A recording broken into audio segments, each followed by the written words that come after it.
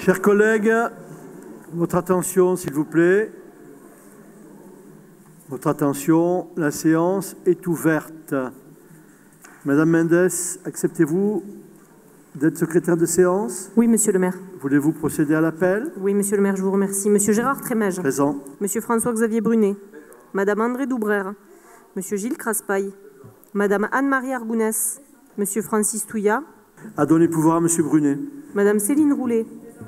Monsieur Roger Vincent Calatayud. Madame Marie-Antoinette Cassagne-Rodriguez. À donner pouvoir à madame Argounès. Monsieur Jean-Claude Piron. Myriam Mendes présente. Monsieur Michel Forger. Madame Marie-Suzanne Campagnol. À donner pouvoir à madame Mendes. Monsieur Pierre Logini. Monsieur Eugène Pourchier. Monsieur Albert Malfait. Madame Anne Candebat-Tréquet. Madame Marie-Françoise Crancé. Monsieur Christian Escobedo. Monsieur Jean-François Calvo. Qui? Monsieur Jean-François Calvo. Et il était là tout à l'heure. Il va arriver, il était dans les murs. Ben alors? Monsieur David Jean-François, Larrazabal. t'es présent ou non? T'es présent ou non? Monsieur David Larrazabal. Monsieur Michael Ducrot. Monsieur Laurent Texera. Monsieur Jean Vives. Madame Cynthia Perret. Elle est là. Madame Florence Gassan. À donner pouvoir à madame Roulet. Madame Delphine Poy-Girardot. Madame Caroline Tonon. À donner pouvoir à madame Doubrère. Monsieur Romain Giral. Madame Elisabeth Arex. Madame Elisabeth Brunet. Monsieur Franck Aubard. À donner pouvoir à monsieur Craspaille. Madame Laure Joubert. Madame Angélique Bernissan. Monsieur Jean-Claude Palmade. Il est là. Madame Christiane Elip. Madame Michel Fambaran. Monsieur Laurent Dubouix. Monsieur Pierre Montoya. Madame Marie-Pierre Vieux. Monsieur Pierre Lagonel. Et Madame Laurence Ancien. Monsieur Dominique Montama. Merci beaucoup. Mes chers collègues, avant que nous commencions l'examen de l'ordre du jour, je vais vous demander de bien vouloir vous lever et de respecter une minute de silence en souvenir de François Fortassin, sénateur des Hautes-Pyrénées, ancien président du département.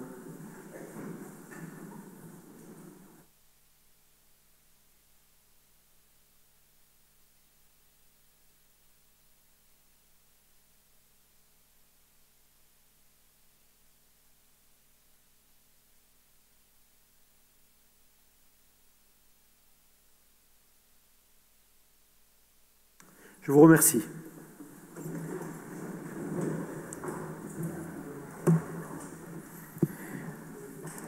Avant d'aborder les points soumis à délibération, je vous demande de bien vouloir me donner votre sentiment sur les points suivants. Tout d'abord, j'ai reçu une question écrite de Madame Pham et de Monsieur Palmade et j'y répondrai en fin de séance. Qu'est-ce qu'il y a? Monsieur le maire, est-ce que vous m'autorisez à dire un mot sur le sénateur Monsieur François Fortassin? Oui, vous me laissez terminer d'abord, s'il vous plaît. Oui, d'accord. Donc, j'ai reçu une question écrite, elle sera examinée, on y répondra en fin de séance. Pour les délibérations concernant des désignations, le Conseil devra se prononcer sur les points numéro 3, 4, 5, 6 et 7. Le Code des collectivités territoriales prévoit que nous devons nous prononcer à bulletin secret. Je vous demande par avance si vous êtes d'accord pour que nous puissions nous prononcer à main levée. Est-ce qu'il y a des oppositions à cette proposition? Il n'y a pas d'abstention?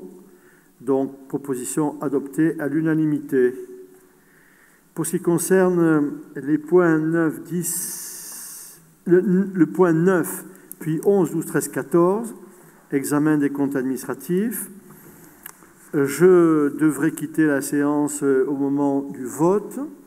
Vous aurez à élire un président qui présidera ce conseil municipal et je vous demande, si vous en êtes d'accord, de bien vouloir désigner M. Brunet, premier adjoint, pour présider en mon absence le vote sur les comptes administratifs. Est-ce qu'il y a des oppositions, des abstentions? Proposition adoptée. Merci beaucoup. Vous avez la parole, Madame Elie. Merci, Monsieur le maire. Laurent Dubuix et moi, nous souhaitons saluer la mémoire de Monsieur François Fortassin. Nous adressons nos condoléances à sa famille politique, et je vous remercie, Monsieur le maire, pour ce moment.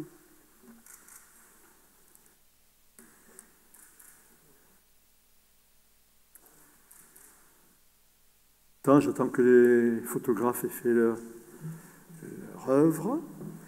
Bien, si vous le voulez bien, merci Madame Elie. Nous allons commencer l'examen des points inscrits à l'ordre du jour. Et tout d'abord, je vous demande si vous êtes d'accord pour adopter le compte-rendu de la séance du 6 février dernier. Est-ce qu'il y a des remarques sur ce compte-rendu? Ah bon. Il n'y a pas de remarques. Je vous demande s'il y a des abstentions, des oppositions. Il est adopté. Ah, pardon. Non, c'est juste pour remercier les services qui ont remis à jour tous les comptes rendus des mois de novembre et décembre par rapport aux demandes que j'avais faites. Madame, vous savez qu'ici, vos désirs sont des ordres. Alors peut-on parler de la CEMI, qui est le point qui fait partie des questions que je vous ai posées en début? Non. Ah, alors ce ne sont pas des ordres vraiment? Non. D'abord, ce n'est pas un point qui concerne la CEMI. Je sais que la CEMI, ça vous cause des démangeaisons à certains. Ce n'est pas un point qui concerne la CEMI. C'est une question écrite, elle sera examinée à la fin de l'ordre du jour. J'y répondrai volontiers, sans problème. Maintenant, si vous le préférez, je vous répondrai par écrit. Et je n'ai même pas besoin de vous répondre en conseil municipal. Mais j'estime que la question est pertinente et il me paraît normal d'y répondre en conseil municipal et en public. Alors maintenant, s'il y a des personnes qui doivent quitter le conseil avant la fin de l'examen des points à l'ordre du jour, je veux bien y répondre quand on aura voté tous les comptes administratifs, si ça vous fait plaisir. Mais en parler maintenant, non. Voilà. D'accord? Il y a des personnes qui doivent partir avant la fin du conseil? Oui ou non? Bon, alors donc, après le vote des comptes administratifs, nous évoquerons la question que vous avez bien voulu nous poser. Deuxième, alors je vous demande si vous êtes d'accord, il n'y a pas d'opposition, pas d'abstention. Le compte-rendu est adopté à l'unanimité. Le point numéro 2 concerne le compte-rendu des décisions prises en fonction des délégations qui m'ont été données. Est-ce qu'il y a des questions sur le compte-rendu de toutes ces délégations? Pas de questions? Parfait. Donc, nous passons au point numéro 3. Alors, comme je vous l'ai dit, pour les points 3 à 7, nous allons devoir procéder à des désignations. Alors que je vous précise que ces désignations sont liées à la démission de Madame Marie-Christine Huin. Marie-Christine Huin, excellente conseillère municipale et très engagée sur beaucoup de terrains humanitaires notamment, a été appelée à exercer des fonctions importantes et éminentes au sein de l'APF, sur le plan national. Et l'APF précise dans son règlement que les personnes qui exercent de hautes fonctions ne peuvent pas être des élus. Et Madame Huin donc a préféré exercer des fonctions à l'APF et m'a donné sa démission. Du fait de sa démission, se trouvait conseiller municipal Monsieur Marco Contini. Or, Monsieur Marco Contini exerce à mi-temps et de façon tout à fait remarquable et satisfaisante les responsabilités de coordonnateur des adjoints de quartier. Et pas uniquement coordonnateur des adjoints de quartier, mais également des travaux de proximité. Je lui ai proposé le choix et il a préféré poursuivre la mission qui le passionne, c'est-à-dire s'occuper des gens dans les quartiers. avec les adjoints de quartier. Et donc, lui aussi a donné sa démission. Du fait de la démission de M. Marco Contini, se trouvait dans l'ordre normalement conseillère municipale, Madame Annie Fourcade. Annie Fourcade, qui était sur notre liste en 2014, qui était une excellente personne que beaucoup connaissent, m'a dit que, compte tenu de son âge et de ses activités personnelles et associatives, elle ne souhaitait pas siéger au conseil municipal. Elle a donc donné sa démission, elle aussi. Toutes ces démissions ont été transmises à Madame la préfète. Et c'est pourquoi je vais vous présenter Madame Angélique Bernisson, qui va se lever. Voilà, bienvenue parmi nous, Angélique. Et si je puis dire, merci de ne pas avoir démissionné. Donc c'est Angélique Bernisson qui remplacera Marie-Christine Huin dans pas mal de délégations, ainsi que d'autres élus du conseil municipal. Vous le verrez dans quelques instants. Donc, si vous en êtes d'accord, oui, c'est moi qui rapporte cela, si vous en êtes d'accord, suite à la démission de Mme Huin, il faut procéder à son remplacement au sein du conseil de l'école maternelle Louise Michel. Et Mme Bernisson a accepté, et je vous demande si vous êtes d'accord pour entériner cette désignation. Y a-t-il des abstentions? 3, 4, 1, 2, 3, 4, 5 abstentions. Y a-t-il des votes contre? Pas de vote contre. Proposition adoptée. J'en ai sauté une? Ah oui, pardon. J'ai pris la 4 directement. On vient à la 3. Merci Jean-Luc. Oui, c'est au sein des commissions municipales. Madame Huin siégeait au sein de la commission Solidarité, Action sociale, politique de la ville, handicap, de la commission Tourisme, animation, fête et de la commission Stationnement et circulation. Madame Bernisson a accepté de remplacer Madame Huin au sein de ces 3 commissions. Et je vous demande, si vous n'y voyez pas d'inconvénient, de bien vouloir prendre acte de cette désignation. Y a-t-il des abstentions? Les mêmes, je présume? 5 abstentions. Des votes contre? Il n'y en a pas.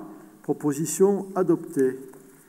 Le point suivant, suite à la démission de Marie-Christine Huin, il vous est proposé de désigner pour la remplacer en tant que titulaire au sein du conseil d'administration du lycée Marie Curie, M. Michael Ducrot, qui était son suppléant, et de désigner comme suppléant de Michael Ducrot Madame Angélique Bernisson, les deux bien évidemment acceptant. Je vous demande si vous êtes d'accord. Même vote que tout à l'heure, 5 autres contre. Proposition adoptée. Le point numéro 6 concerne là aussi des désignations suite à la démission de Mme Huin.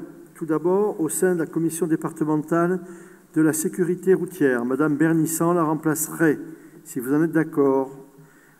Commission des marchés à procédure adaptée, Mme Bernisson remplacerait Mme Huin.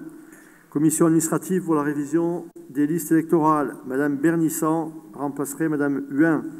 Au sein de la commission de délégation de services publics, Mme Bernisson remplacerait Mme Huin. Au sein du conseil d'administration du CCAS, M. Escobedo Christian remplacerait Mme Huin. Et à la commission communale pour l'accessibilité, Mme Bernisson remplacerait Mme Huin. Est-ce qu'il y a des oppositions? Les abstentions sont les mêmes. 5 abstentions. Proposition adoptée. Le point suivant. Il convient de procéder au remplacement de Marie-Christine Huin au sein de l'Office de tourisme. Et je vous propose de désigner M. Franck Aubard pour siéger au sein de cette instance. Même vote, 5 abstentions. Proposition adoptée. Le point numéro 8, M. Brunet. Merci, Monsieur le maire. Alors, il s'agit de l'approbation, l'examen des comptes de gestion du receveur municipal. Les comptes de gestion 2016 dressés pour le budget principal et les budgets annexes nous ont été transmis par le trésorier municipal. Vous savez qu'ils constituent le préalable à l'examen de la conformité de nos comptes administratifs correspondants. Ils doivent donc être formellement approuvés avant leur adoption. Pour chacun des budgets, ils reprennent en prévision le budget primitif et les décisions modificatives qui s'y rattachent et en exécution les titres définitifs des créances à recouvrer ainsi que les mandats de paiement ordonnancés, y compris les écritures d'ordre. Ils sont accompagnés des états de développement des comptes de tiers ainsi que les états de l'actif, du passif, des restes à payer et des restes à recouvrer. Vous avez reçu dans votre dossier préparatoire à cette séance du conseil municipal un certain nombre de tableaux dont vous avez pu faire l'examen et en conséquence de quoi, et sur l'avis favorable de la commission des finances qui s'est réunie le 15 mai dernier, il vous est proposé de déclarer que les comptes de gestion dressés pour l'exercice 2016 par le trésorier municipal n'appellent ni observation ni réserve sur les opérations comptables y figurant avant visa et certification conforme par l'ordonnateur. Les comptes administratifs que nous allons par la suite, dans quelques instants, présenter, doivent bien sûr s'y conformer et s'y conforment. Voilà, Monsieur le maire. Merci, Monsieur Brunet. Je présume qu'il n'y a pas de remarques particulières, pas d'opposition, pas d'abstention. Proposition adoptée. Le point suivant, compte administratif 2016. Monsieur Brunet et compte administratif. Vous avez la parole. Il y a de quoi dire. Bien, merci, Monsieur le maire. Vous avez reçu, bien sûr, en préparation à ce conseil municipal, l'ensemble des documents comptables dressant le compte administratif, budget principal et budgets annexes pour l'exercice 2016 de la ville. Et vous avez également, probablement, passé un peu plus de temps sur le document de synthèse avec un certain nombre de tableaux qui synthétisent les écritures comptables du compte administratif 2016. Je vous propose de vous y rapporter pour suivre le commentaire que je vais vous en faire immédiatement et qui fera référence à ce document de synthèse que vous avez très certainement sous les yeux. Je vous propose d'examiner dans un premier temps les résultats globaux de notre compte administratif, qui sont les soldes de gestion de notre collectivité. Et puis ensuite, nous détaillerons les principales caractéristiques de ces comptes administratifs. Naturellement, nous procéderons formellement à la présentation de chacune des délibérations et au vote par budget principal et budgets annexes, mais ce que je vous propose, comme à l'accoutumée, ça ne devrait pas représenter une surprise particulière pour chacune et chacun d'entre vous, vous faire une présentation consolidée de ces comptes administratifs. Alors, ceux-ci du budget principal et des budgets annexes font apparaître des données comparables à l'exécution comptable de l'exercice 2015. Je vous propose de vous reporter aux pages 4 et 5 du document de synthèse que j'évoquais. En fonctionnement, nous dégageons un résultat excédentaire, donc je rappelle consolidé, un résultat excédentaire d'exploitation cumulé de 10 833 513,72 €, expliqué essentiellement par les bons résultats d'exploitation du budget principal, avec de gros efforts, il faut le souligner, et en féliciter nos services sur la réalisation des recettes, ainsi que sur la maîtrise absolue des dépenses courantes de fonctionnement, et puis la reprise des résultats antérieurs en amélioration, ainsi que du budget eau et assainissement. Donc en fonctionnement, un résultat excédentaire d'exploitation cumulé de 10 833 513,72 €. En investissement, le résultat excédentaire avant report est de 725 651,63 € et déficitaire après report, intégration des reports, de 7 676 644,41 €. Donc, de tout ceci, il ressort un excédent global disponible de 11 559 165,35 € avant report et de 3 156 869 € après intégration des reports. Alors, examinons maintenant, toujours en consolidé, les principales caractéristiques de ces comptes administratifs 2016. Le premier point concernera naturellement, c'est celui qui est souvent le plus marquant et le plus observé, le niveau d'investissement. Il a été, en 2016, maintenu au mieux des contraintes budgétaires. Vous remarquerez d'ailleurs que les dépenses réelles d'investissement, c'est-à-dire hors dette, sont en hausse de 26% par rapport à l'exercice 2015. Elles se sont élevées à la somme de 13 350 581,53 €, avec un taux de réalisation de 55,39%, mais qui peut être remonté à 94,19% avec l'intégration des reports, c'est-à-dire des décalages de programmes. Ce qui démontre que notre municipalité a bien toujours pour ambition de réaliser les équipements prévus et votés au budget et qui sont déjà pour la plupart engagés et donc qui sont en année glissante intégrés dans leur intégralité, mais comme il faut bien arrêter le compte administratif au 31 décembre, c'est pour ça qu'ils ne sont pris qu'en partie. Parmi les diverses dépenses d'investissement, je voudrais en citer quelques-unes, en citant les grandes masses budgétaires que cela représente. Sur les bâtiments municipaux, tout d'abord, les locaux techniques, que ce soit le CTM, la propreté, 196 000 €, l'hôtel de ville et les bâtiments administratifs, 139 000 €. La mise en accessibilité, vous savez que sur les années qui viennent, ce sera un gros poste budgétaire en 2016, 139 000 €. 131 000 €, les locaux associatifs 83 000 €, la bourse du travail 59 000 €. S'agissant de l'environnement et du cadre de vie, 27 000 sur la réfection des berges de la Dour, 51 000 sur les jardins familiaux, 42 000 sur le jardin Massé, 34 000 sur le parc animalier également au jardin Massé, 17 000 sur différentes aires de jeu, 30 000 sur les cimetières, 98 000 sur la propreté, 13 000 sur l'accessibilité et mise aux normes pour les personnes à mobilité réduite, 181 000 pour le matériel et l'outillage de nos services, 138 000 au titre des dépenses diverses, 23 000 réhabilitation du patrimoine, 40 000 équipements pour le développement durable et un peu moins de 10 000 pour les bornes de rechargement des véhicules électriques. Pour la voirie et la proximité, 1 045 000 sur les chaussées des trottoirs, 486 000 sur l'éclairage public, 348 000 sur les travaux de proximité, 55 000 sur le matériel, outillage, signalisation, installation de voirie, un peu moins de 30 000 sur le mobilier urbain, 22 000 sur l'accessibilité. Puis quelques programmes plus identifiés, 252 000 sur la rue Cassler, 228 000 sur l'avenue de la Marne, 189 000 sur la rue Georges Lassalle, 162 000 sur le giratoire Hoche quai de la Dour, 160 000 sur le chemin Clair, 137 000 sur la rue Pierre-Cohou, 91 000 sur le giratoire Alsace-Lorraine-Forges, 87 000 sur le chemin du Roi. Au chapitre de l'éducation et de la jeunesse, ont été réalisés en termes d'amélioration et d'équipement 756 000 sur les écoles, 194 000 sur le centre de l'Arquoise à Payolle, 56 000 sur les centres de loisirs, des travaux de sécurité et réfection, 35 000 de participation aux travaux dans les crèches. Au titre de la culture, 297 000 sur le théâtre des nouveautés, 237 000 sur les églises, 37 000 sur le musée de la déportation, 10 000 sur l'école des arts, 6 892 sur le centre culturel de la GESP, 76 000 sur les équipements musées et culture et enfin 25 000 sur les œuvres d'art et collections. Au chapitre des sports, 331 000 sur les stades et terrains, amélioration et équipement, 252 000 sur les gymnases et bâtiments, amélioration et équipement, et 26 000 sur l'acquisition de matériel.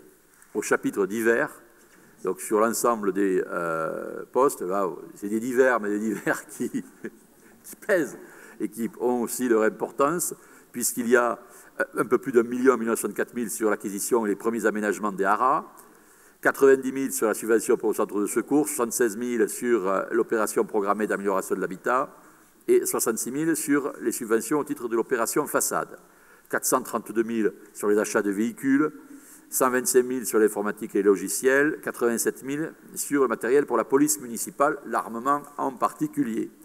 Sur les budgets annexes, vous noterez également 2 millions, un peu plus de 2 234 000 sur le travaux service de l'eau, 788 000 sur le service de l'assainissement, 101 000 sur le restaurant et la cuisine centrale, 297 000 sur l'arsenal, 190 000 sur le Broban. Voilà sur le chapitre des investissements.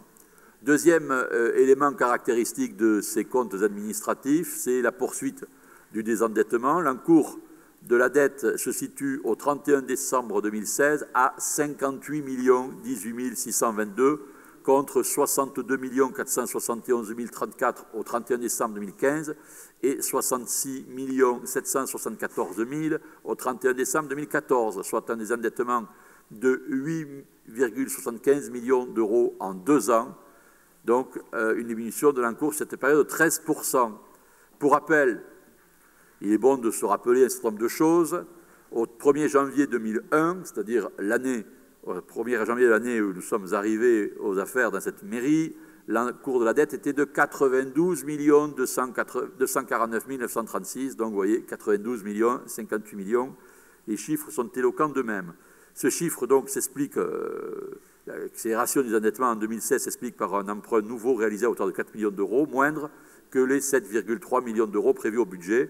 Il s'est avéré suffisant pour compléter le financement des dépenses d'investissement de l'année engagées dans l'année, ainsi que l'ensemble des reports. Le recours à l'emprunt est ainsi limité au strict nécessaire, notamment grâce à un niveau d'autofinancement soutenu au mieux des possibilités budgétaires, amortissement et résultats de la section de fonctionnement. Je vous invite à vous reporter sur les chiffres globaux que je vous citais en ouverture de ce propos. Il convient de noter également qu'en fonctionnement, les charges financières, de facto, ont également diminué, puisque les charges financières sont naturellement liées au niveau de notre endettement. Troisième élément caractéristique, c'est la poursuite de la maîtrise de la masse salariale. La masse salariale consolidée, y compris les charges salariales et les autres personnels extérieurs, s'est élevée à 31 531 738 contre 31 561 683 en 2015, donc en stabilité par rapport à 2015, notamment du fait de l'arrêt de la progression des effectifs. C'est, vous le savez, le principal poste de dépenses réelles de fonctionnement. Ça représente 50,8% tout budget confondu et 56,3% pour le seul budget principal sur l'ensemble des dépenses réelles de fonctionnement.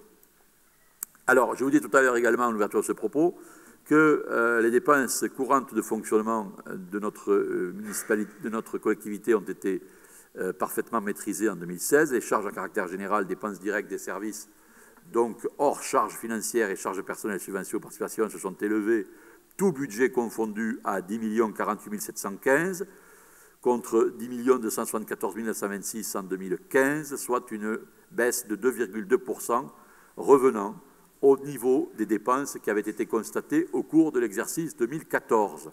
Dans une logique de saine maîtrise, seuls 86,9% des autorisations budgétaires ont été consommées afin de préserver du mieux possible l'épargne de gestion dont nous reparlerons dans quelques instants. Des marges de manœuvre perdurent donc sur ce poste de dépenses. Les efforts consentis doivent être bien entendu poursuivis.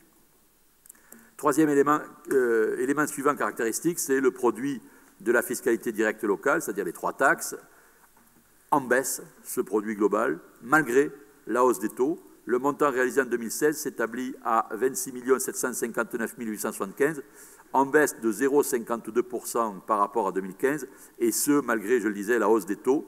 Cette évolution défavorable s'explique notamment par des annulations de mesures fiscales, retour aux exonérations de taxes d'habitation pour personnes veuves sous condition, notamment, ce qui quand même est la preuve que lorsque, chaque fois qu'on adopte l'évolution des taux et que d'aucuns font des additions automatiques entre évolution prévisionnelle des bases et évolution des taux, quand on vous dit que l'addition n'est pas forcément automatique, on voit bien que lorsque la dynamique des bases n'est pas là, il manque du produit fiscal.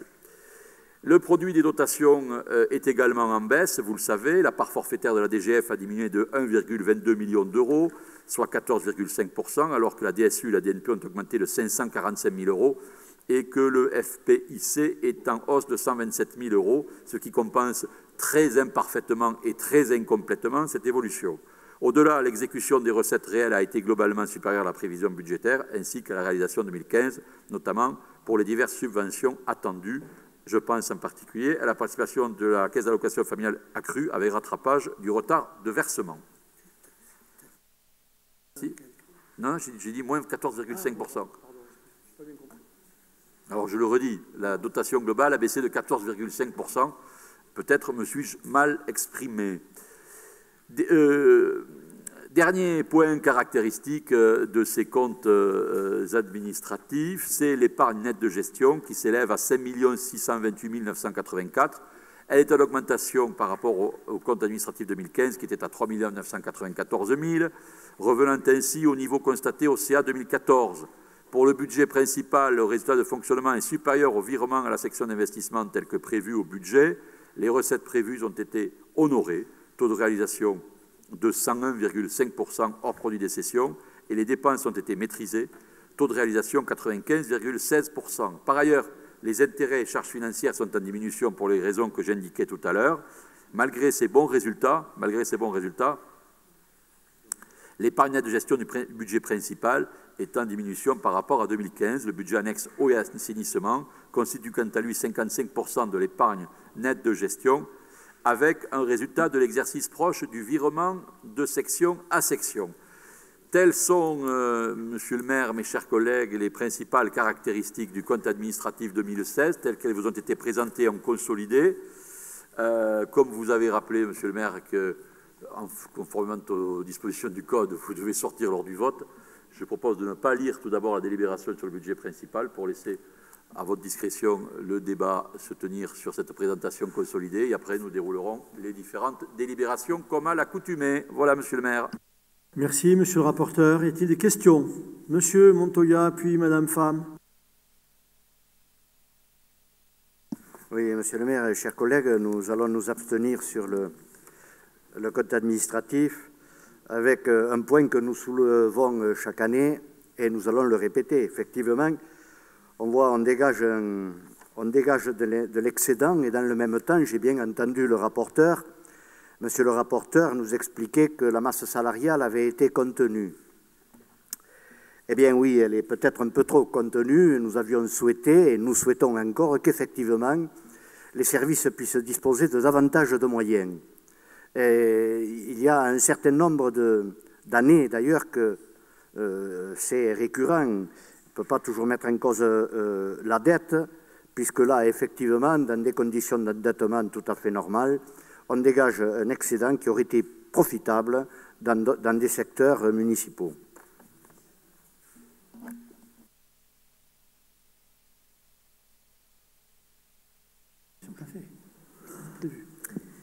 Oui, Monsieur le maire.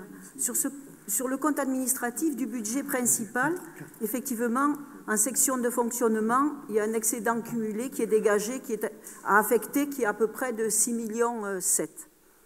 Or, en section d'investissement, le besoin de financement final dégage un déficit de près de 4,7 millions.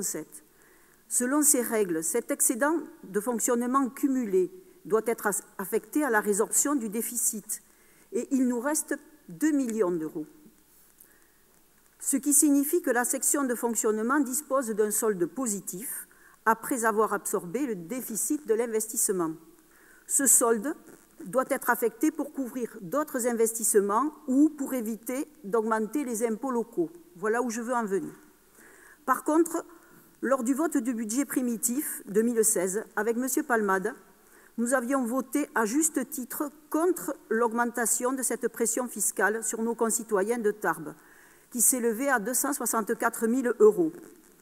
Les 1% d'augmentation des impôts demandés aux Tarbais, certes, l'augmentation des bases, je vous l'accorde, ce n'était pas de votre fait, mais une partie, en tout cas, venait de vos propositions. Nous vous avions demandé de réduire certaines dépenses qui représentaient l'équivalent de 4,5 millièmes des dépenses de la section de fonctionnement, soit moins de 1%, bien moins de 1%. Et aujourd'hui, le compte administratif nous donne raison. Pourquoi continuer cette pression fiscale sur les Tarbais alors que le résultat de clôture de l'exercice fait ressortir un excédent de plus de 2 millions d'euros? Le montant des impôts demandés à la population ne correspondant qu'à 13,15% de ces 2 millions d'euros, si on enlève ces 264 000 €, il reste encore 1,7 million à affecter pour d'autres investissements. Donc, pour toutes ces raisons, en cohérence avec notre démarche, toujours opposée à l'augmentation de la pression fiscale, pour nos concitoyens, nous voterons contre aussi. Par contre, nous souhaiterions que l'on rende à la population tarbaise l'augmentation de ces impôts de 2016, de ces 264 000 €. Puisque les taux sont votés, puisque maintenant on ne peut plus, bien, sur les prochaines années, on souhaiterait qu'il n'y ait pas d'augmentation et qu'on puisse même baisser pour rattraper ce 264 000 €. Ce serait rendre au Tarbais cet argent, tout simplement. Y a-t-il d'autres questions? Monsieur Lagonel. Ce serait un geste fort pour les Tarbais, de votre part. Bien, merci. Moi, je tiens à mettre en avant l'effort que vous avez fait sur la maîtrise des charges à caractère général et la masse salariale. Concernant l'endettement, bon, on verra l'atterrissage au 31 décembre 2017, mais au moins l'affichage facial d'une baisse de 7% sur l'année 2016 est à souligner. Autre point satisfaisant, l'épargne nette de gestion qui, par rapport à l'an dernier, on récupère pas très loin de 2 millions d'euros. Donc ça, c'est bien aussi. Un regret, comme l'an dernier, c'est le taux de réalisation. L'an dernier, nous étions à 54%. Alors certes, on monte à 55% avec presque 3 millions de plus de réalisation, mais on reste à 55%. On est encore et toujours très bas. Alors en 2015, vous aviez invoqué les perturbations liées à votre mise en examen. Pour 2016, je ne sais pas qu'est-ce que vous invoquerez, mais c'est quand même dommage qu'on ait des taux de réalisation aussi faibles. Voilà, merci. Merci. Est-ce que quelqu'un d'autre demande la parole? Bien, mais je vais vous répondre avant de vous quitter. D'abord, je vais essayer de faire des réponses simples. Je voulais dire à M. Montoya que nous allons embaucher et nous avons commencé en 2017 au total 14 personnes. 14 personnes. Espace vert, entretien, police municipale, etc. Que heureusement que nous contenons, voilà, merci, que nous contenons la masse salariale, qui est quand même le poste le plus important. Je vous signale que pour ce qui nous concerne, nous sommes au niveau de la masse salariale au-dessus de la moyenne nationale pour des collectivités comparables à la nôtre.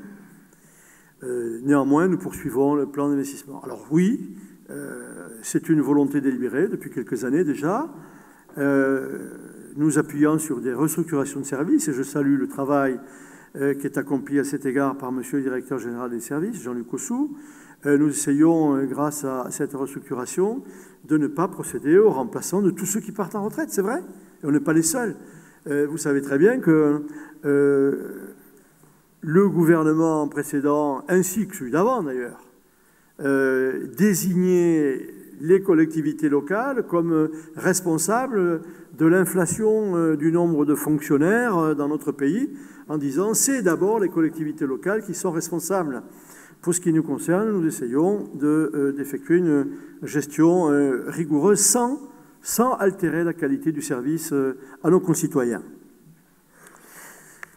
Madame Pham,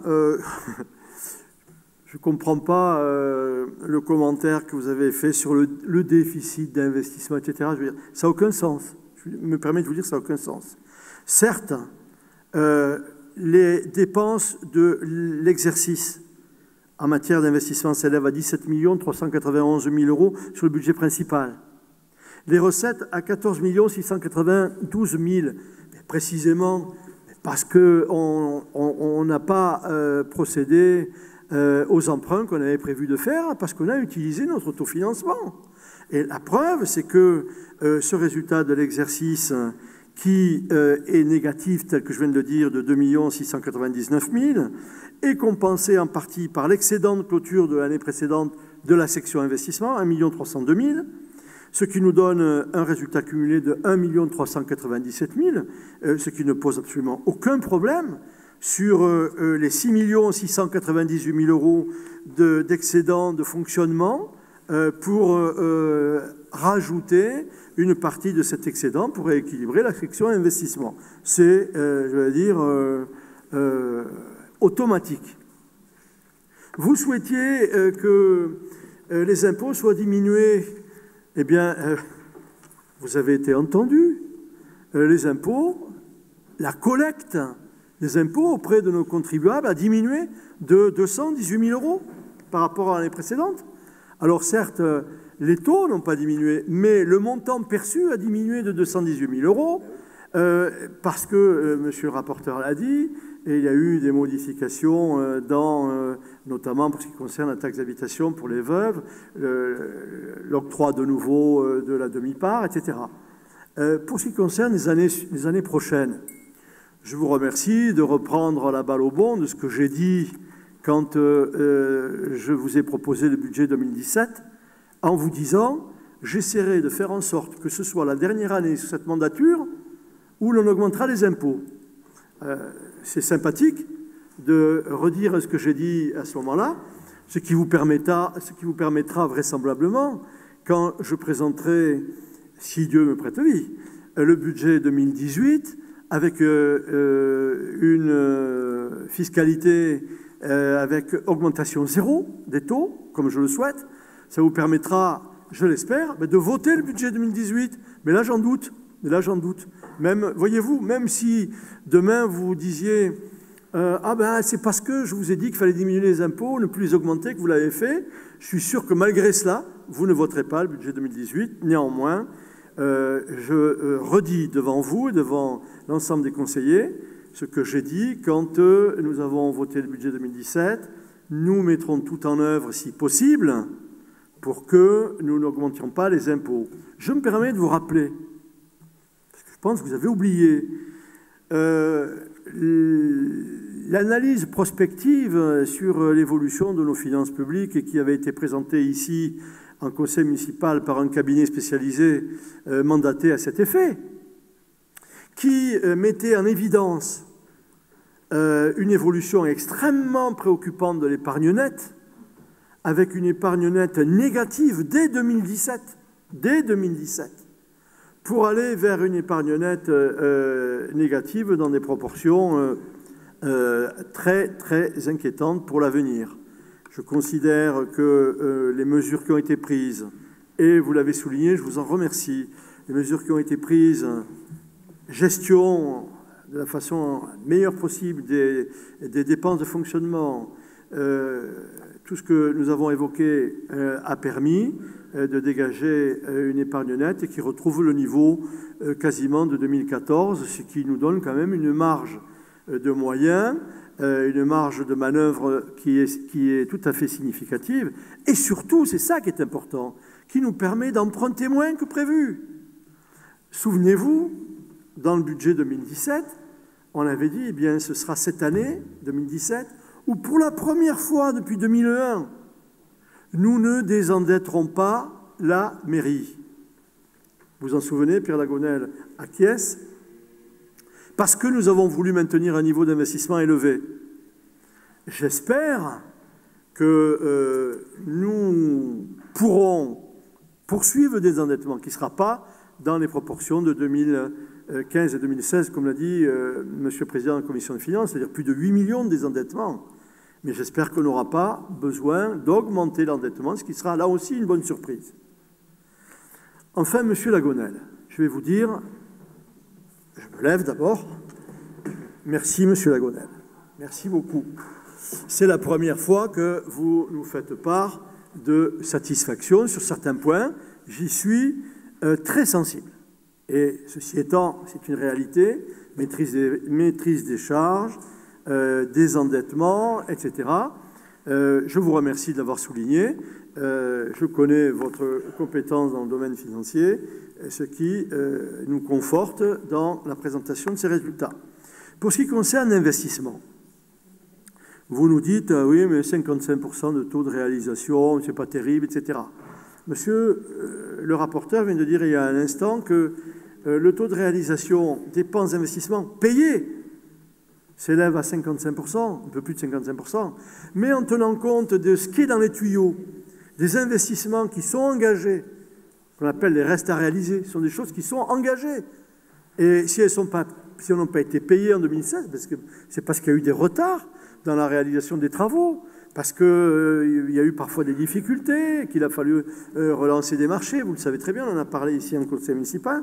Si on tient compte de ce qui est dans les tuyaux, on arrive à 94% de réalisation, ce qui est tout à fait satisfaisant. Voilà. Je vous remercie de ces remarques. Je vais, Monsieur le Président, puisque le conseil municipal a donné son accord, vous passer la présidence du conseil municipal et vous pourrez me faire appeler si toutefois vous jugez que mon retour peut être utile. Merci. Nous le jugeons. Qu'est-ce qu'il y a?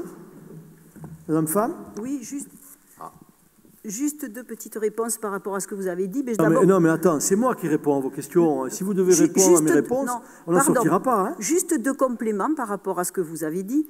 D'abord, je vous remercie d'avoir mentionné qu'il y a eu la diminution de la part des veuves. Donc, c'est une mesure qui a été voulue par le gouvernement et dont nous avons quelques bénéfices. C'est lui qui l'avait instauré avant aussi. Ensuite, vous vous interrogiez sur mon vote pour 2017 et vous me disiez que si vous n'augmentiez pas les impôts, eh bien, je voterai pour. Moi, je ne parlais pas de ça, je parlais d'un remboursement. Ça veut dire de baisser. Voilà. Soyons sérieux, s'il vous plaît. Si c'est pour dire ça, soyons sérieux. Je pense que vous n'avez pas une claire conscience des difficultés que connaissent aujourd'hui les collectivités locales pour arriver à demander de rembourser des impôts perçus sur l'année antérieure. Les Tarbais, je peux vous dire que tous les Tarbais que je vois, et croyez-moi, j'en vois beaucoup, certainement beaucoup plus que vous, eh bien, il n'y en a pas un qui me demande le remboursement des impôts parce qu'ils voient ce qu'on fait de leurs impôts. Ils voient ce qu'on fait de leurs impôts. Les investissements qui se réalisent dans la ville, ce qu'on fait au Hara et partout, eh bien, les Tarbais, ils sont satisfaits de ce que nous faisons de leurs impôts. Et malgré cela, eh bien, vous avez pu constater qu'on leur a pris moins en 2016 que prévu. Merci. Monsieur le Président, je vous passe la parole. Bien, merci, Monsieur le maire. Bien. Allez. Donc, nous allons procéder formellement à l'examen et à l'adoption des différentes délibérations. Le point numéro 9 concerne le compte administratif. Le compte administratif 2016, budget principal, approbation et affectation du résultat. Donc le compte administratif 2016 du budget principal soumis à votre approbation est arrêté comme suit, les précisions complémentaires figurant dans les documents officiels et de synthèse.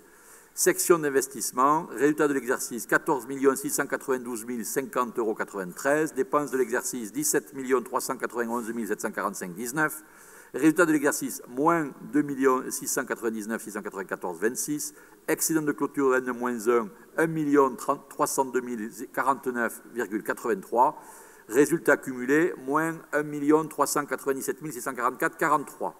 Le solde d'exécution déficitaire s'élève donc à cette somme. Les restes à réaliser se composent comme suit. Reste à payer, dépenses 4 244 695, reste à recouvrer 950 000. Le besoin de financement total, résultat cumulé et restes à réaliser s'élève à la somme de 4 692 340,02.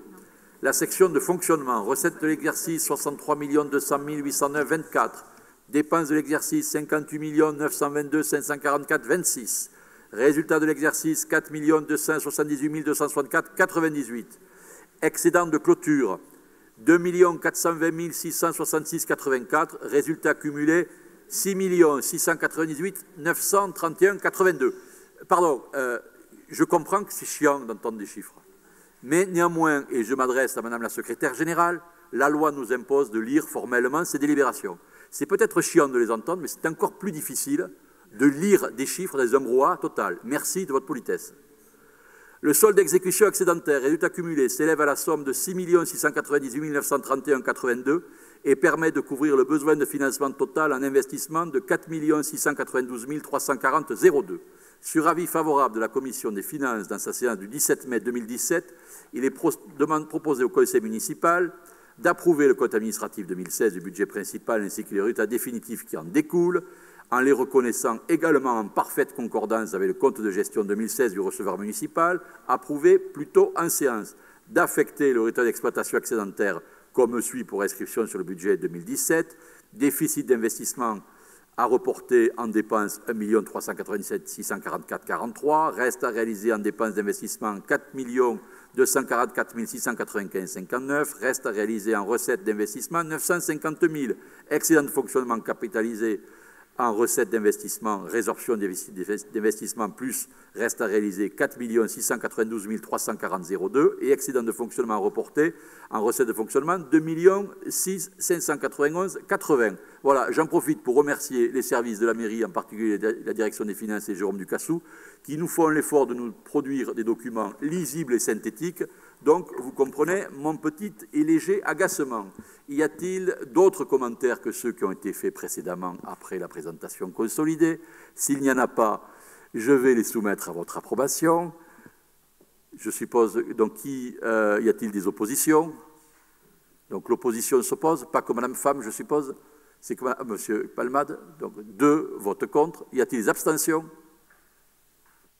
Donc, 1, 2, 3, 4, 5, 6 abstentions. Le reste, je vous remercie. Donc, il en est ainsi décidé. Point suivant à l'ordre du jour, c'est le point numéro 10. C'est Mme Argounès qui rapporte. Nous devons désormais, lors de l'adoption du compte administratif, faire un bilan des acquisitions et des cessions d'immeubles et de droits réels immobiliers au cours de l'exercice écoulé. Je vous demande de bien vouloir prêter attention au rapport de Mme Argounès, qui a la parole. Merci, Monsieur Brunet.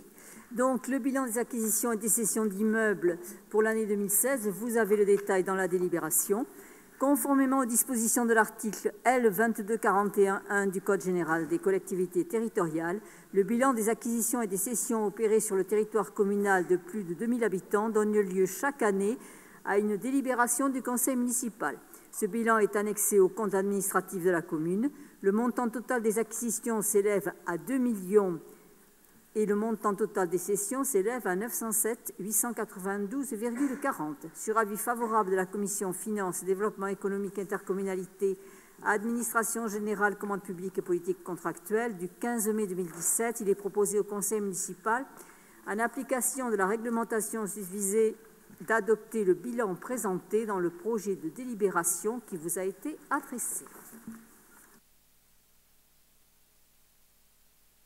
Argounès. Bien, y a-t-il des questions? Ah, Mme Elip. Alors, je précise que toutes ces acquisitions ont été examinées tout au long de l'année en commission d'urbanisme ou les années antérieures, si elles ont été réalisées en 2016 après avoir été décidées, et examinées également en conseil municipal. Donc, ce seront des redites, mais nous les ferons avec plaisir. Oui, je souhaite ne pas prendre parti part au vote. Oh, je ne veux plus parler. Non, je souhaite ne pas prendre part au vote. Voilà, ça y est. Étant partie prenante au niveau de l'ADAPI, au niveau des points de cession de l'ADAPI. Bien sûr, Mme Elip, vous avez tout à fait raison. Et merci de nous apporter cette précision. Bien, je vais soumettre au vote. Y a-t-il des oppositions? Des abstentions? Les abstentions, l'opposition s'abstient, sauf Mme Elip qui ne prend pas part au vote. Merci beaucoup. Point suivant de l'ordre du jour, le compte administratif du budget annexe de l'eau et de l'assainissement, c'est M. Logini qui rapporte. Merci, Monsieur le Président.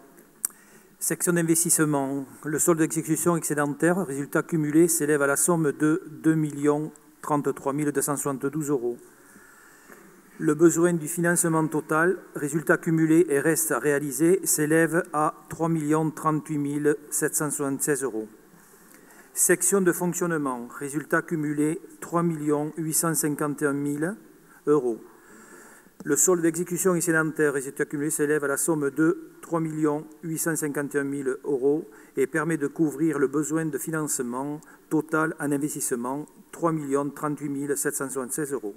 Sur avis favorable de la Commission Finances, Développement économique, Intercommunalité administrative générale, commande publique, il est proposé au Conseil municipal de désigner M. Brunet comme président de la séance à l'occasion du vote du compte administratif, d'approuver le compte administratif 2016 du budget annexe eau et assainissement ainsi que les résultats définitifs qui en découlent, en les reconnaissant également en parfaite concordance avec le compte de gestion 2016 du receveur municipal approuvé plus tôt en séance, d'affecter le résultat d'exploitation excédentaire 3 851 000 € comme suit pour l'inscription sur le budget 2017.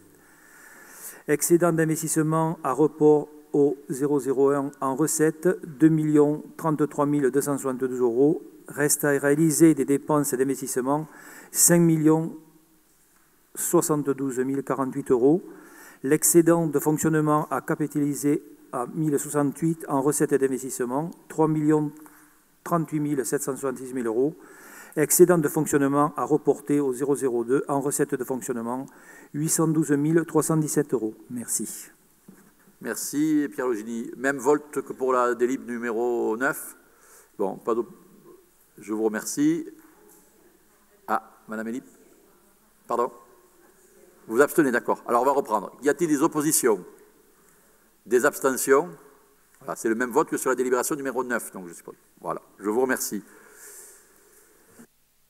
Délibération suivante, c'est la délibération numéro 12, c'est le compte administratif du budget annexe de l'espace Broban, et c'est Madame Doubrère qui rapporte. Merci, Monsieur le Président. Le compte administratif 2016 du budget annexe espace Broban, soumis à votre approbation, est arrêté comme suit. Les précisions complémentaires figurent dans les documents officiels et de synthèse. Donc, concernant la section investissement, le besoin de financement total résultat cumulé reste à réaliser s'élève à la somme de 193 119 €. En section de fonctionnement, le solde d'exécution excédentaire résultat cumulé s'élève à la somme de 288 969 et permet de couvrir le besoin de financement total en investissement de 193 119 €. Sur avis favorable de la Commission Finances, Développement économique, Intercommunalité, Administration générale, commande publique et politique contractuelle du 15 mai 2017, il est proposé au Conseil municipal de désigner comme président de la séance à l'occasion du vote du compte administratif, d'approuver le compte administratif 2016 du budget annexe de l'espace Broban ainsi que les résultats définitifs qui en découlent en les reconnaissant en parfaite concordance avec le compte de gestion 2016 du receveur municipal approuvé plus tôt en séance, d'affecter le résultat d'exploitation excédentaire de 288 969 € comme suit pour inscription sur le budget 2017, excédent de fonctionnement à capitaliser au 1068 en recettes d'investissement, 193 119 et excédent de fonctionnement reporté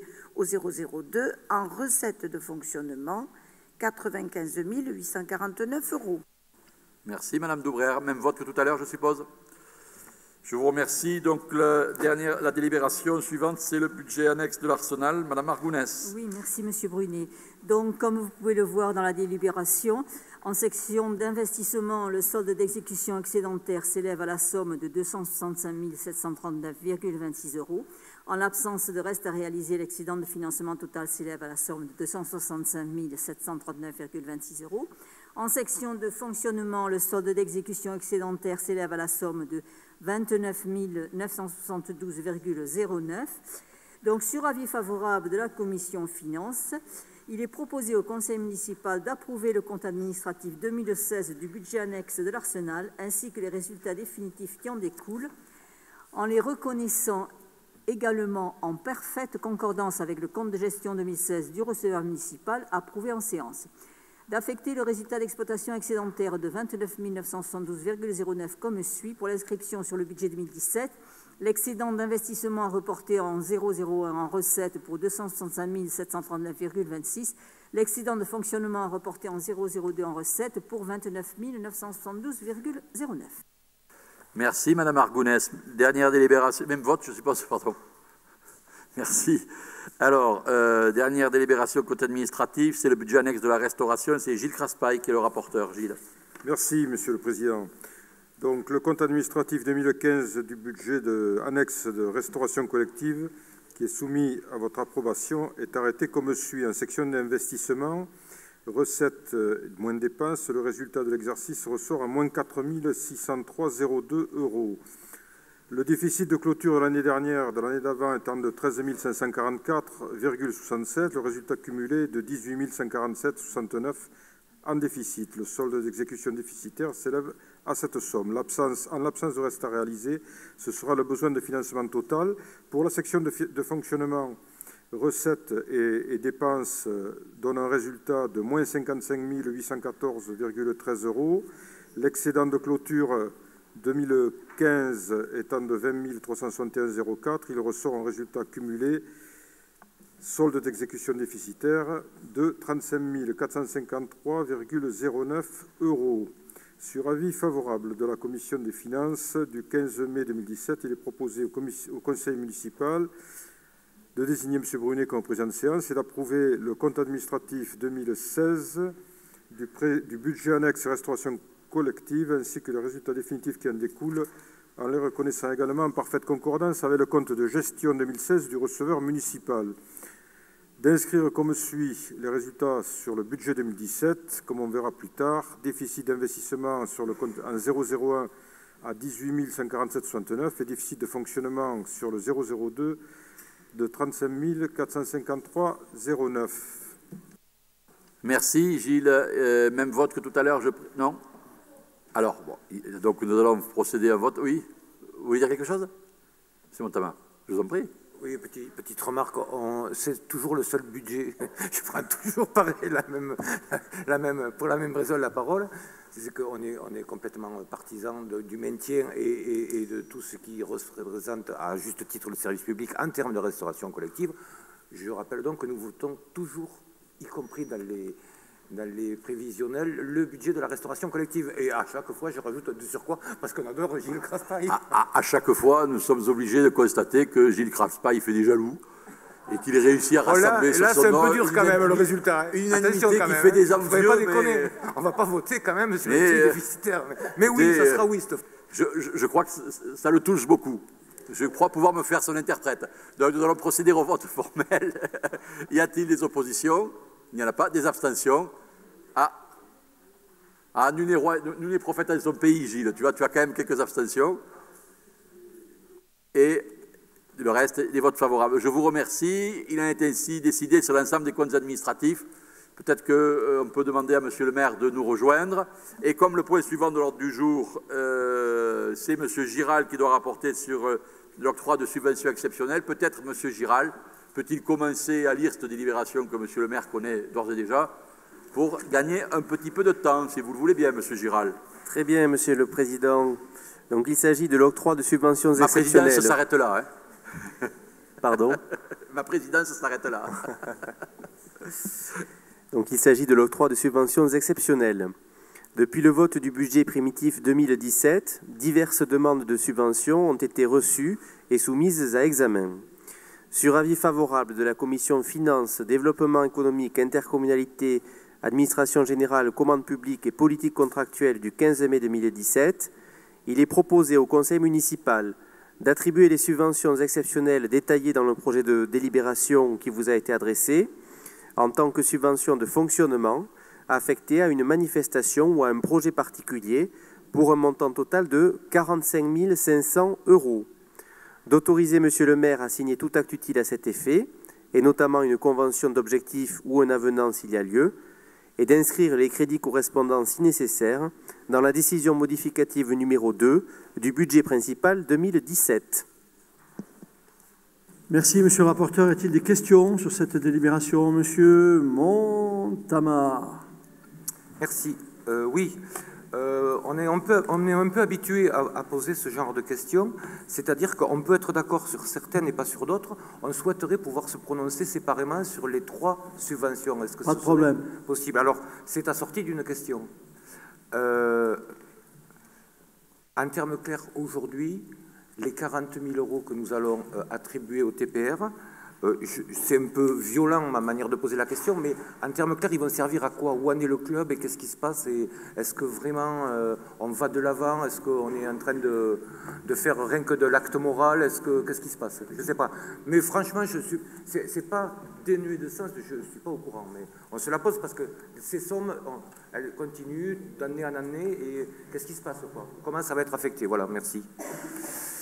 Pas de problème. Ces 40 000 € représentent, Pierre Lagonel le sait bien, un engagement qui avait été pris par le département, par la ville de Tarbes et par l'agglomération du Grand Tarbes à l'époque, pour aider le TPR à rembourser un emprunt exceptionnel qui avait été contracté.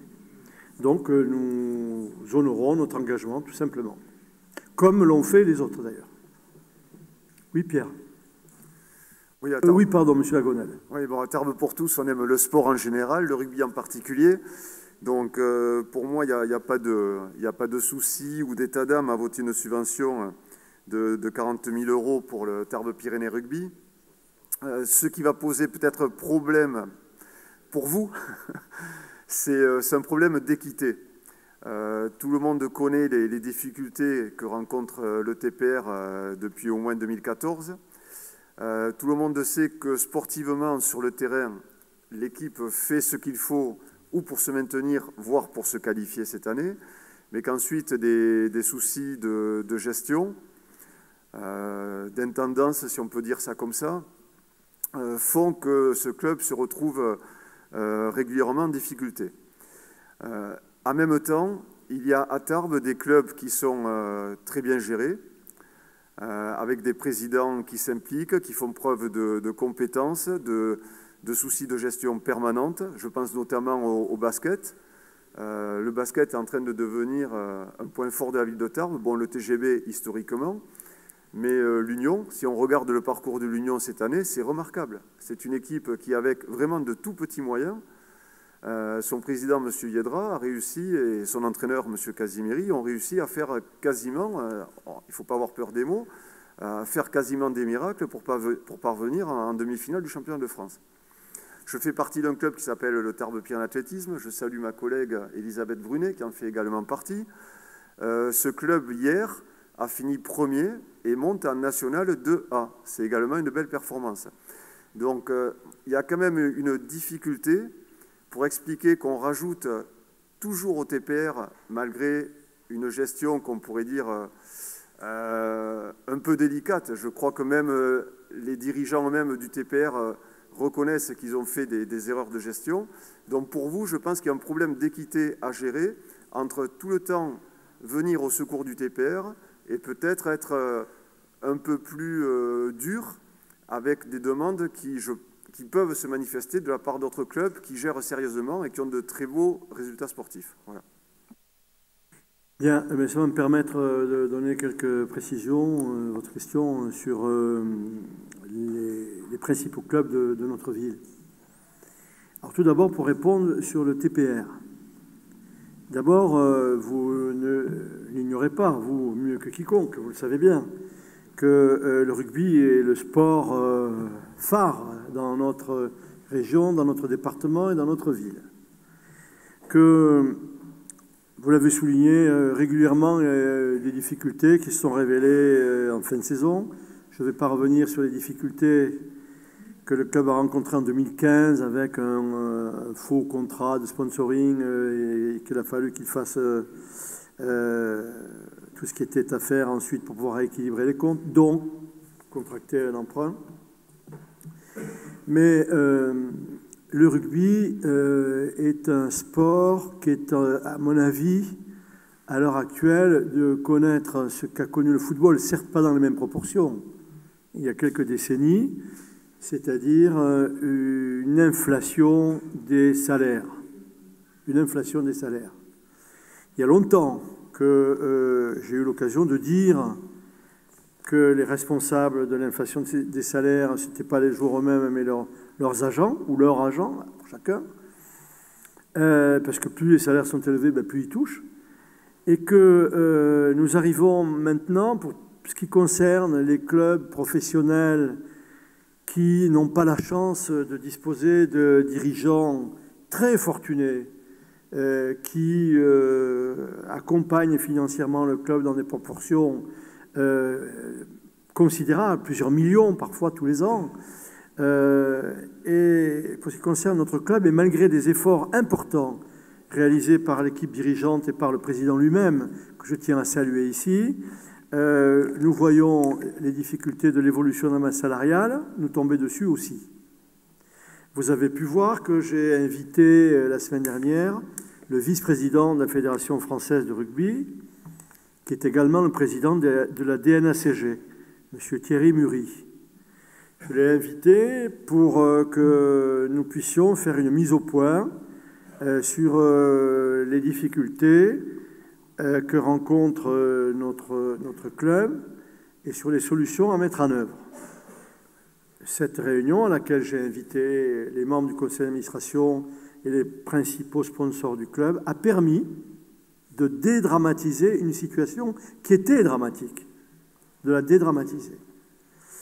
Ce qui me permet de vous dire que très vraisemblablement, si les critères qui ont été rappelés par le vice-président Muri à l'Assemblée, qui était là autour de moi avec toute l'autorité que nous pouvons lui reconnaître en la matière, que si tous les critères étaient réunis, tout serait mis en œuvre pour que le club demeure dans la situation dans laquelle il se trouve aujourd'hui, c'est-à-dire en fédérale 1, et peut-être en fédérale 1 avec, je ne sais plus comment ça s'appelle, Francis n'est pas là, avec la poule élite permettant une accession en Pro D2, à condition, nous a-t-il dit, qu'il y ait suffisamment de candidats, de postulants. Car s'il y avait moins de 10 postulants, la fédération ne créerait pas cette poule élite. Voilà, il faut qu'il y ait au moins 10-12 postulants. Nous serons tous là, mi-juin au plus tard. Pour ce qui concerne les aides de la mairie, je ne vais pas revenir sur les aides matérielles, le stade, la mise à disposition du centre de musculation, le personnel qui assure l'entretien du site sportif, tout cela. Pour ce qui concerne les subventions proprement dites, nous avons maintenu depuis plusieurs années le niveau de subvention au niveau où il était, c'est-à-dire 245 000 €. Mais il est vrai que régulièrement, on est appelé à mettre un complément.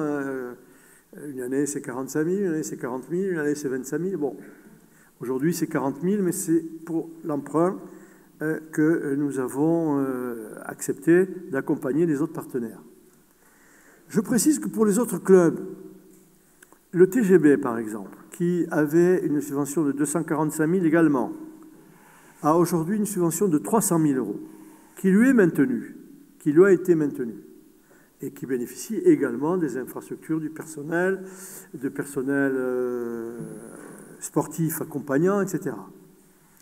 Pour ce qui concerne l'équipe des garçons, là aussi, nous avons augmenté notre subvention de 35%, subvention 2016, que nous maintiendrons, que nous avons maintenu dans le budget 2017.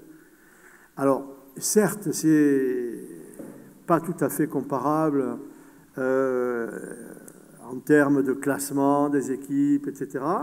C'est pas comparable en termes de fréquentation du public, etc. Mais vous l'avez fort bien dit, aujourd'hui, le basket représente quelque chose dans notre ville, dans la ville de Tarbes et Lourdes aussi. Et donc, nous accompagnons des dirigeants qui sont des hommes absolument remarquables et méritants, qui ont besoin de sentir que les collectivités sont à leur côté.